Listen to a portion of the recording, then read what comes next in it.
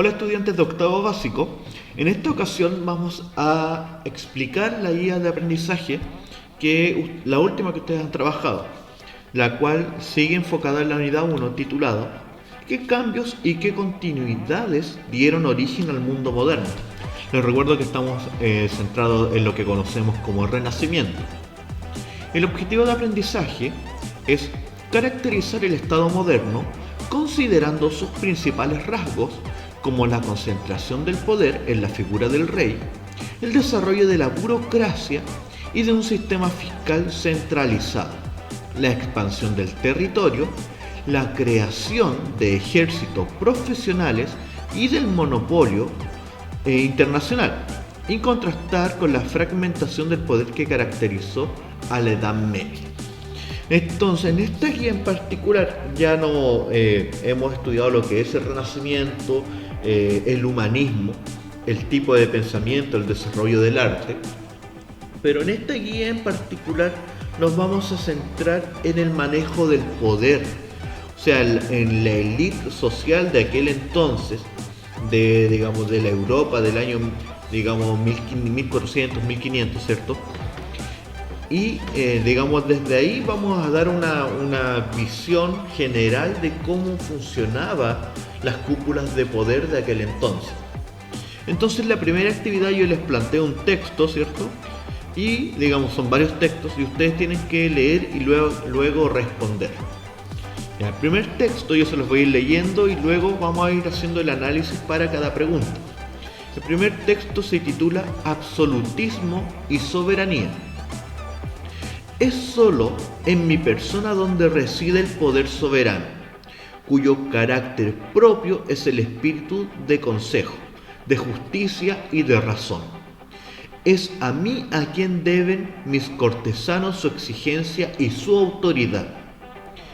La plenitud de su autoridad que ellos no ejercen más que en mi nombre reside siempre en mí y no puede volverse nunca contra mí. Solo a mí pertenece el poder legislativo sin dependencia y sin división. Es por mi autoridad que los oficiales de mi corte, proceden no a la información, sino al registro, a la publicación y a la ejecución de la ley. El orden público emana de mí y los derechos y los intereses de la nación, de los que se suele hacer un cuerpo separado del monarca, están unidos necesariamente al mío y donde descansan más que en mis manos. Este es el discurso de Luis XV al Parlamento de París el 3 de marzo de 1766. ¿Cierto? Este es un texto que básicamente se centra en la responsabilidad y en la concentración del poder de un monarca, de, entre comillas, un rey que lo domina todo. Ya, la primera pregunta, que es más que nada una reinterpretación del texto, dice lo siguiente: explica con sus palabras en qué consiste el poder absoluto de los reyes según Luis XV.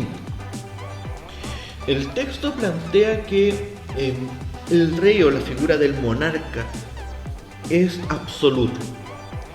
Todo lo que se decida va a pasar primero por él y de ahí se verá qué se hace. Aquí no existe una autoridad superior a la cual consultar. Todo tiene que venir de la figura del monarca y de ahí se verá qué se hace.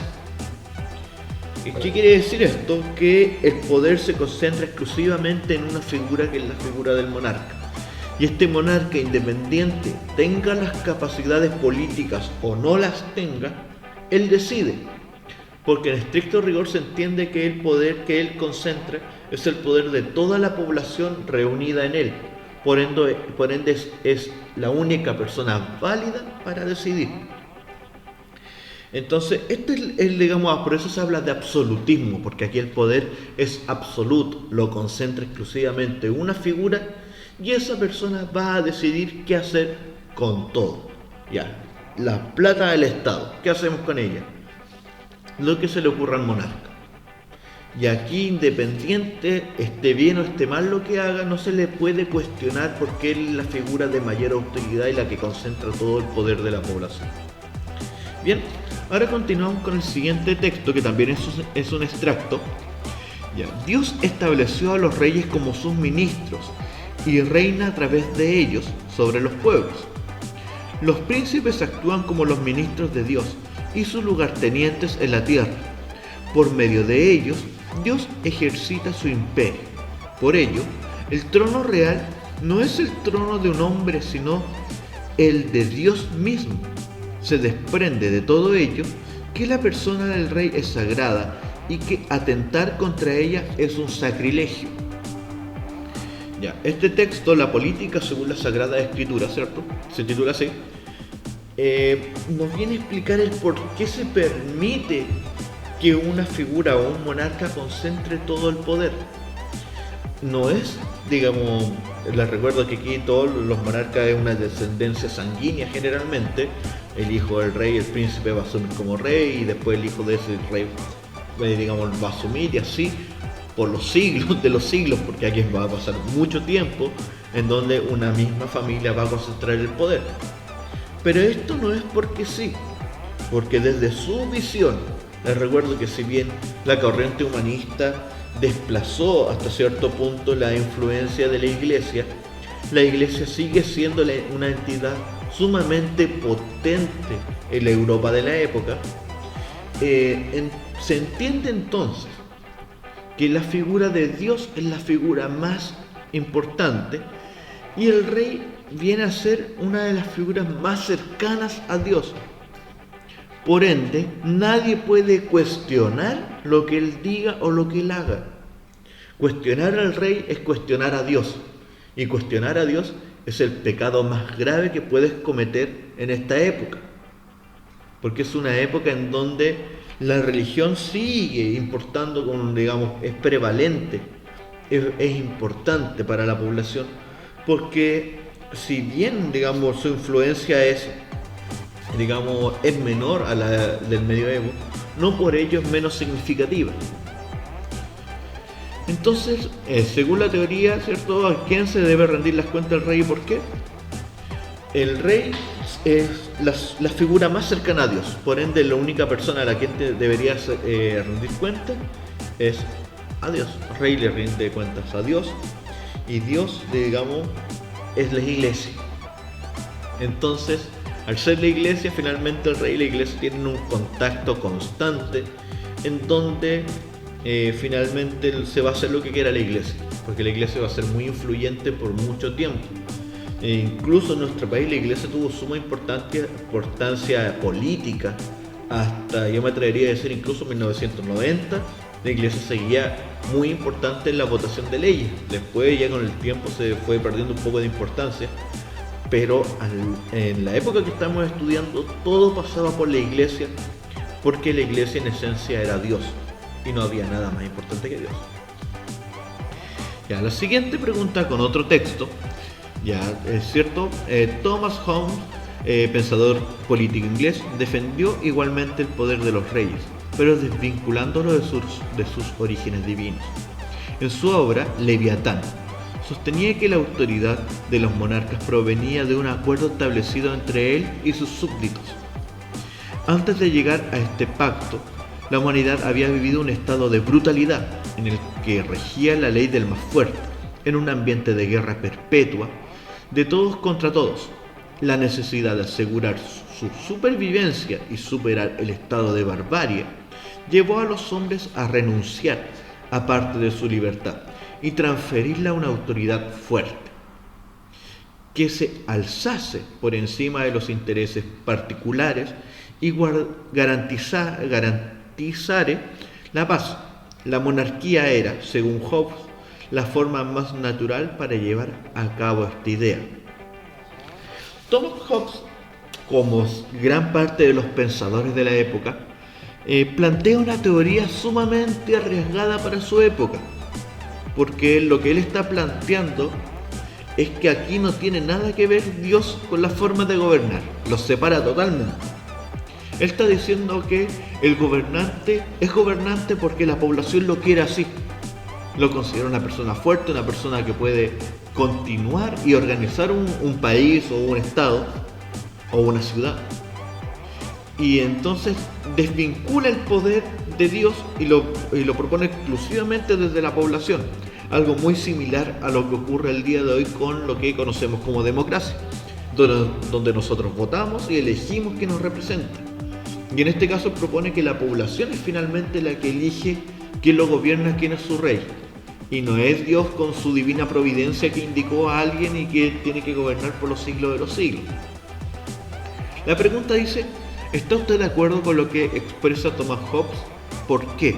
Ahí ustedes tienen que decirme si están de acuerdo y después justificarme. Por ejemplo, ya sí estoy de acuerdo porque considero que el rey no era, digamos, el vínculo más cercano de Dios.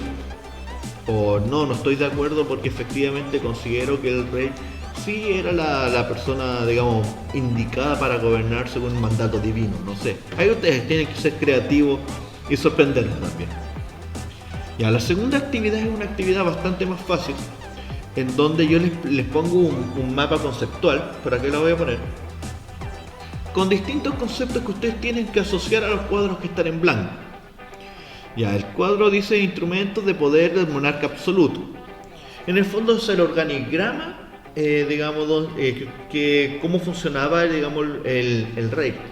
Porque si bien el rey era la persona más poderosa, no podía ejercer poder por sí solo, sino que tenía personas o agrupaciones para aplicar ese poder.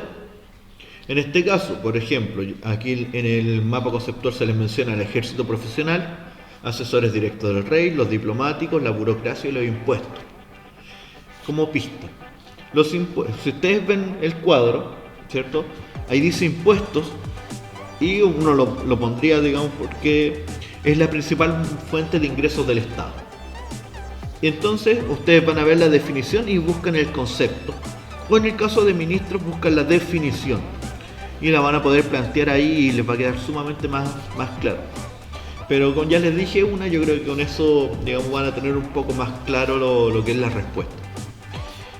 Bueno chicos, yo creo que con eso está más que bien para que ustedes trabajen su guía. Cualquier duda, consulta por redes sociales, ¿cierto? Y ahí nos estaremos comunicando a la brevedad. También voy a aprovechar de felicitar su trabajo realizado hasta ahora, porque he tenido la posibilidad de revisar todos los trabajos que han llegado a mi correo, que han llegado físicamente. Y se nota el apoyo constante que han tenido para este trabajo, porque yo entiendo la situación y sé que no es fácil poder trabajar en el contexto que estamos actualmente. Trabajar en la casa es sumamente complejo y aún así ustedes lo están haciendo y lo están haciendo bastante bien.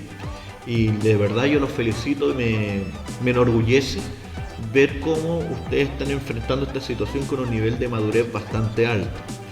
Y no, es genial, he tenido la posibilidad de poner varios trabajos completamente buenos. Y eso habla muy bien de ustedes, chicos, la verdad. Y espero que cuando ya termine todo esto y poder ya estar en clase en vivo con ustedes, poder felicitarlos como corresponde y de una forma un poco más cercana, más en vivo, porque es distinto decirlo a la cara que por video. Y eso chicos, los felicito, sigan así, van súper bien y cuídense mucho por favor. Ya, nos vemos. Chao, chao.